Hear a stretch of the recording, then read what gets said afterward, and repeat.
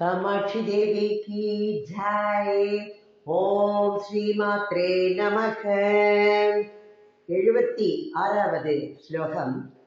आकाङ्क्ष्यमाण फलदान विचक्षणाय कामाक्षी तावक कडाक्षक कामधेनोः सम्पर्क एव कथमं पविमुक्तपाश हन्ता स्फुटं धनुकृतक पशुतां त्यजन्ति।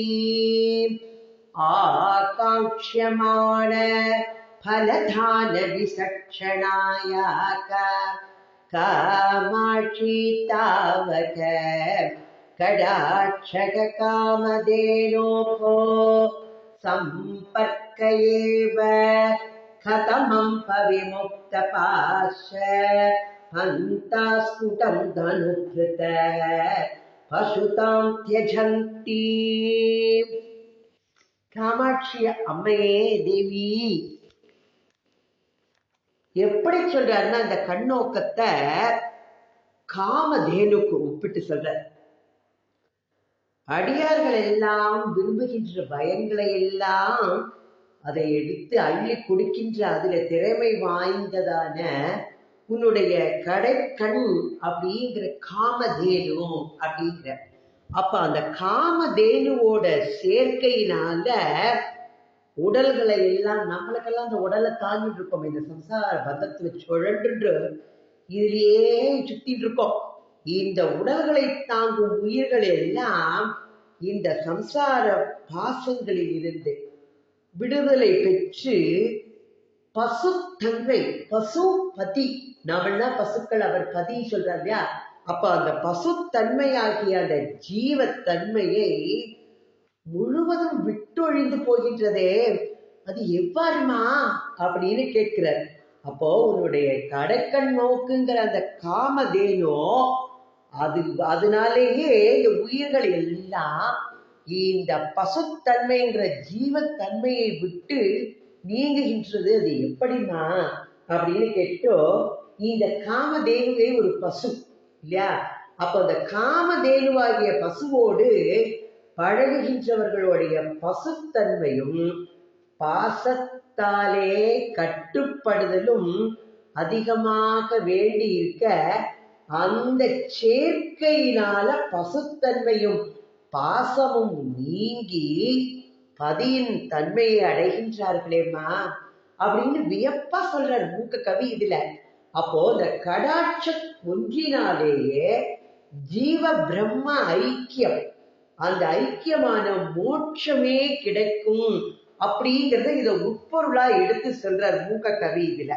அவருடைய கடைக்கண் அப்படிங்கிற அந்த காமதேனு எப்படி எல்லாத்தையும் விட்டு ஒழித்து ஜீவ பிரம்ம ஐக்கியமான மோட்சத்தை கொடுக்கின்றது அப்படின்னு இதை உட்கருத்தா எடுத்து சொல்ற. நம்மள இதுல எவ்வளவு ஒரு வியப்பா இருக்கு அப்படின்னு சொல்றாரு. எல்லாமே விட்டொழிந்து போறது அந்த அந்த காமதேனு அந்த பசுவோட இதனால அப்படின்னு முகக்கவி சொல்றாரு. அப்ப அம்மா காமாட்சி உன்னுடைய கடைக்கண் நோக்கு அப்படிங்கிற அந்த காமதேனுவோட தொடர்பு ஏற்பட்ட உடனேயே நம்ம இங்க இருக்கிறவாள் என்ன பண்றாலாம், பற்று கொள்ளும் அந்த பொருட்கள் இருக்கு இல்லையா, அதுலேருந்து அந்த கட்டுக்கள்ல இருந்து விடுபட்டு தன்னோட பாசத்தையும் நீக்கி பசுபதிநாதனின் பார்வைக்கு இலக்காகி விடுகின்றார்களே, மோட்சத்தையும் அடைகின்றார்களே. இது எவ்வாறுமா அப்படின்னு வியப்படைந்து சொல்ற.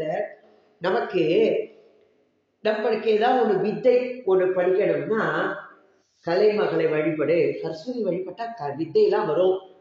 அப்போ பொருள் வேணுமா, உன்னை திருமகளை வழிபடு, ஆரோக்கியமா உன்னை சூரியனை வழிபடு, இப்படி ஒன்னொன்னும் ஒவ்வொரு தேவைக்கு நம்ம ஒவ்வொரு வழிபாடு வச்சுட்டு இருக்கோம். ஆனா காமாட்சி எப்பேற்பட்டவள், பரா பட்டாரிகை அவள் வந்துட்டோம். அப்ப லலிதா மகா திரிபுர சுந்தரி ராஜராஜேஸ்வரி ஸ்ரீமாதா ஸ்ரீ மகாராஜி. அப்ப அவளை வழிபட்டா ஸ்ரீவித்யா பக்ததியோட அவளை வழிபடணும். அதற்கு உள்ள வழிமுறைகள்லாம் இருக்கு. அதுபடி வழிபட்ட அவளுக்கு போகம் மோட்சம் இரண்டுமே கிடைக்கும். இந்த உலகத்துல அவளுக்கு அழியா புகழும் பெற்று அவ இந்த உலகத்துல வாழ்வா, அதை விட அவளுக்கு அமரத்துவம் மோட்சமும் கிடைக்கும் அப்படின்னு இதுல சொல்றாரு. இதுல அடுத்தது 77வது ஸ்லோகம் பார்க்கலாம். संसार कर्म परितापजुषां नराणां कामाक्षी शीतलतराणि तवेक्षितानि छन्द्रादपन्ति गरछन्दनकर्धमन्ति मुक्ता गुणन्ति हिमवारि निषेचनन्ति संसार कर्म परितापजुषां नराणां कामाक्षी शीतलधराणि तवेक्षितानि छन्द्रातपन्ति घनछन्दनकर्धमन्ति मुक्ता गुणन्ति हिमवारि निषेचनन्ति. இதுல என்ன சொல்ற காமாட்சியே, இந்த சம்சாரம் அது எப்பேற்பட்டதுன்னா கோடை வெயில போல தகிக்கக்கூடியது அப்படிங்கிற. அதனால நமக்கு அது தகிக்கிறது சம்சாரம். எல்லாமோ சொல்றா, அந்த சம்சாரத்தை கடல்ங்கிறா, காடுங்கிறா, பவசாகரம் அப்படின்னு தான் சொல்றோம். நம்ம இது எப்பேற்பட்டதானாலும் நமக்கு இதனால தாபத்தை எல்லாம் ஏற்படுத்துகின்றது இது.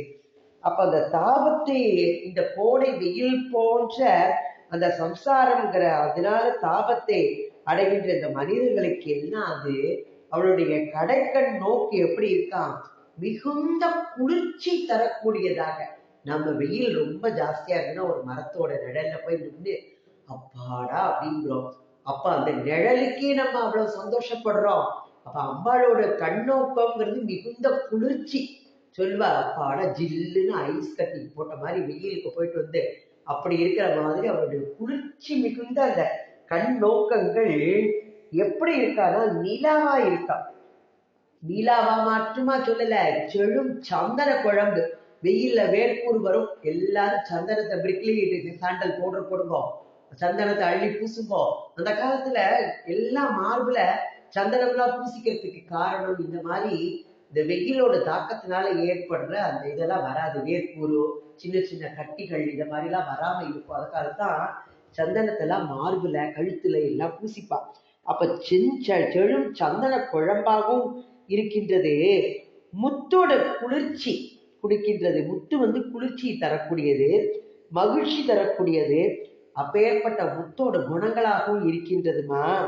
பனி நீரை நம்மளுக்கு பன்னீர் தெளிக்கிற மாதிரி ஒரு தெளிச்சோன்னா அப்படி ஒரு நன்னரத்த சுகந்தமா இது பனி நீரை தெளிப்பது போல இருக்கின்றதா அவளோட பார்வை. எப்படியெல்லாம் சொல்ற, நிலாவா சொல்ற, சந்தன குழம்பு சொல்ற, முத்தோட குளிர்ச்சி, மகிழ்ச்சி, பனி நீர் எல்லாம் அழகா சொல்ற. இந்த கடாட்சத்தோட குளிர்ச்சிக்கு தனியாக ஒரு ஓமை அவரால் சொல்ல முடியல. அதனாலதான் குளிர்ச்சிக்கு ஊமையாக இதையெல்லாம் வரிசைப்படுத்தி சொல்ற.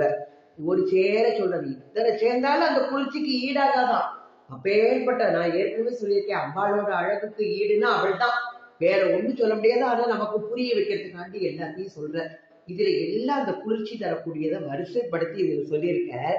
அப்போ தேவி காமாட்சியோட குளிர்ந்த பனி போன்ற பார்வை, அவளோட பாதங்களை போய் நம்ம தஞ்சம் அடைந்தோம்னா அவளுக்கு இந்த கோடை வெயில்ல அந்த தாபங்களை எல்லாம் போக்கி நிலவை போல அமுதை பொழியும் நிலவே அப்படிங்கிற மாதிரி நிலவை பொழியறது. செழு சந்தன குழம்பு அப்படியும் வாரி மார்புல பூசிக்கொண்டது போல குளிர்ச்சி கொடுக்கிறது, மகிழ்ச்சியை தருகின்றது. கடும் கோடையில பனி நீரை வாரி தெளிக்கிற மாதிரி இறைத்தால் போல உஷ்ணத்தை எல்லாம் சமனப்படுத்துகிறது அப்படின்னு வரிசைப்படுத்தி அழகா அந்த குளிர்ச்சிக்கு சொல்ற. அடுத்தது 78வது ஸ்லோகம் பார்க்கலாம். பிரேமாபுராசி சததஸ்னபிதானி சித்ரம் காமாட்சி தாவக கடாட்ச நிரீட்சணானி சந்தூஷயந்தி முகுரிந்தன ராசிரீத்யா மாரத்ரிகோ மனசி மன்மத சித்ரபாயும். प्रेमापुराशी सरदस्नपितानि चित्रम् कामाक्षी तावक कडाक्षनिरीक्षणानि सन्दुष्यन्ति मुकुरिन्दन राशिवीथ्या मारद्रिको मनसि मन्मदचित्रबालुम् காமாட்சி இதுல ஆச்சரியமா சொல்றார்.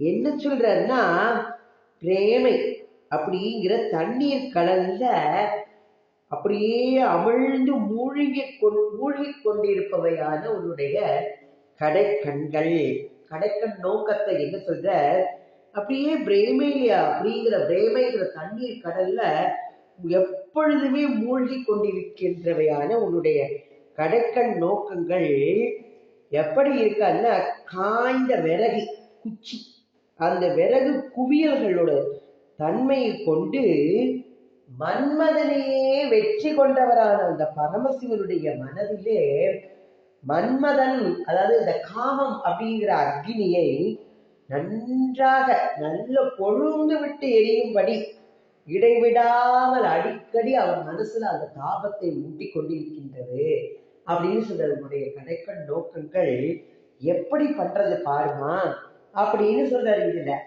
அப்போ காமாட்சி, உன்னுடைய அந்த பிரேமை அப்படிங்கிற அந்த கடைக்கண் நோக்கு விறகு குவியல்களோட தன்மையோட கூடி ஈசனோட மனத்துல காம தீரை அடிக்கடி விசிறி கொழுந்து விட்டு எரிபடி செய்ய தூண்டுகின்றதுமா. இது எப்பேற்பட்ட ஆச்சரியமானது. இப்ப தண்ணீரில் மூழ்கும் பரமசிவன் காய்ந்த விறகு குவியல்களின் தன்மை கொண்டு மன்மதனையே எரித்தவர். இப்போ அந்த மன்மதன் அப்படிங்கிற அக்னி நன்றா கொழுந்து விட்டேபடி இந்த அக்னியை அப்படியே போஷித்து வளர்க்கிறதா அது வந்துட்டு. அப்போ சிவன் என்னது, ஸ்தானு அப்படின்னு சொல்லுவார். சிவனை ஸ்தானு மால் அயன் சொல்லுவார் இல்லையா. அப்போ ஸ்தானு மால் அயன்னு சொல்லும்போது சிவன் ஸ்தானு, அவர் அப்போ அந்த அக்னியை போஷித்து வளர்க்கிறதுனால ஸ்தானு அப்படிங்கிற பெயர் சிவனுக்கு உண்டு. அப்பேற்பட்டவர். அடுத்தது 79வது ஸ்லோகத்துல என்ன சொல்றார், நாம அதை அனுபவிக்கலாம். இப்போ 79வது ஸ்லோகம்.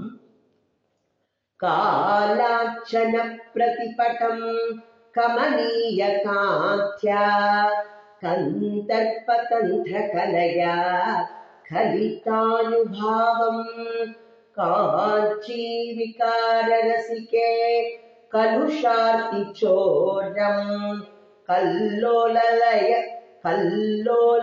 ஸ்வமயிதே கருணா கடாட்சம் காலாஞ்சன பிரதிபடம் கமனீய காத்யா கந்தர்பதந்திர கலயா கலிதானுபாவம் காஞ்சி விகார ரசிகே கலுஷார்த்தி சோரம் கல்லோலய ஸ்வமயிதே கருணா கடாட்சம். காஞ்சிபுரத்துல ஏற்கனவே பார்த்திருப்போம். அம்பாள் இந்த காஞ்சிபுரத்தை தன்னுடைய வாசஸ்தலமாக கொண்டவள். அந்த இடத்துல திருவிளையாடல்கள்லாம் பண்ணுவதில் அவளுக்கு அவ்வளவு சந்தோஷம் அம்பாளுக்கு. அப்ப அந்த காஞ்சிபுரத்துல லீலைகள் திருவிளையாடல் புரிவதில் எல்லாம் இன்பம் அடைகின்றவளே காமாட்சியே கவர்ச்சி கொண்டது.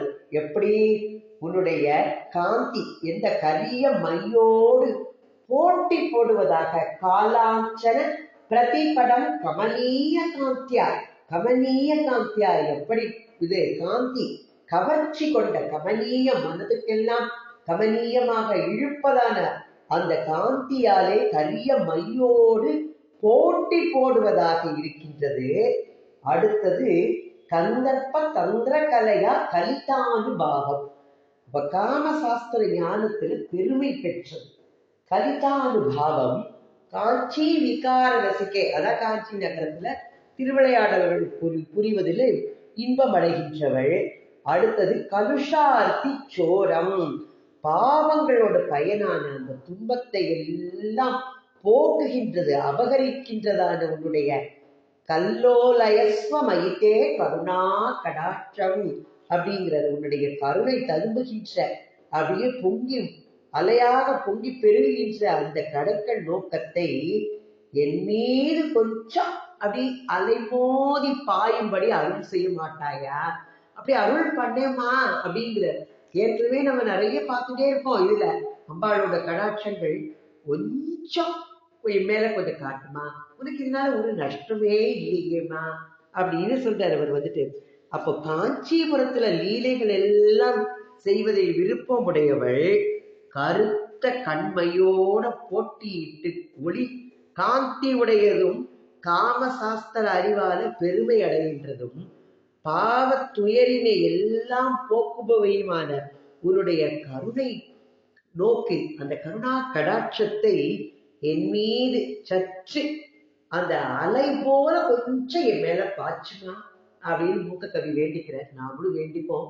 கொஞ்சம் அவங்களோட கருணா கடாட்சத்தை காமிச்சான்னா நம்ம எப்பேற்பட்ட பாக்கியத்தை எல்லாம் அடையலாம். நம்ம அடுத்தது 80வது ஸ்லோகம் என்ன சொல்றாரு பார்க்கலாம். கிராந்தேன மன்மத மதேன விமோக்யமான ஸ்வாந்தேன சூததரோ மூலகதஸ்ய பும்சக காந்தேன கிஞ்சிதவலோகய லோச்சனஸ்ய பிராந்தேன மாம் ஜனனி காஞ்சிபுரி விபூஷே கிராந்தேன மன்மதமதேன விமோக்யமான ஸ்வாந்தேன சூததருமூலகதஸ்ய பும்சக காந்தேன கிஞ்சிதவலோகய லோச்சனஸ்ய பிராந்தேன மாம் ஜனனி காஞ்சிபுரி விபூஷே. காஞ்சிமா நகரத்துக்கே அலங்காரமாக இருப்பவள், அணிகலனாக இருப்பவள். எப்படி இருக்காளா? காஞ்சிபுரத்தையே அணியாக கொண்டவள், அலங்காரமாக கொண்டவள், அதற்கே அலங்காரமாக இருப்பவளே அன்னையே, உன்னுடைய அளவுக்கு அதிகமான அளவு மீறியதான அந்த மன்மதன் ஒரு செருக்குனால காம மேலிட்டினால எப்படி இருக்கா? மையல் உற்ற அந்த மனதோடு எப்படி இருக்காளா அம்பாள்? மாமரத்துல ஏகாங்க அப்படின்னு சொல்றார். அந்த மாமரத்தின் அடியில வந்து உரைகின்ற ஆண்டவர் யாரு? பரமசிவன். அவர் ஏகாம்பரேஸ்வரர், ஏக ஆம்ர ஈஸ்வரர். அந்த ஏகாம்பரேஸ்வரர் அந்த பரமசிவனுக்கு இன்பகரமான, அதாவது விருப்பமான கண்ணின் அப்பேற்பட்ட அந்த கடைக்கண் பாகத்தால என்னையும் சற்றே கொஞ்சம் நோக்க மாட்டாயா? என் மேல கொஞ்சம் செலுத்துமா உன் பார்வையா? அதே போல பாய்ச்சின்னு சொன்ன. இப்ப என் மேல கொஞ்சமா உன்னோட கடாட்சத்தை காமியே அப்படின்னு வேண்டி கேட்டுக்கிற மூக்க கவி. இதுல காஞ்சிமா நகரத்தின் அணியே அலங்காரமாக இருப்பவளே அன்னையே, என் அம்மையே, மாமரத்தின் கீழே ஏகாம்பர நாயகனோட அணைப்பினால காதலும் ஆசையும் மேலிட்ட உள்ளத்திலே உணர்த்து உன்னுடைய அழகிய கடைக்கண் கொண்டு சிறிது என்னையும் கொஞ்சம் பார்ப்பாயாக அப்படின்னு மூக கவி இங்க வேண்டிக்கிற. நாமும் அம்பாள்கிட்ட வேண்டிட்டு அவளோட தாழ்ல சரணடைவோம். ஓம் ஸ்ரீ மாத்ரே நமக. ஓம் ஸ்ரீ ஆதிபராசக்தி மாதா கி ஜெய்.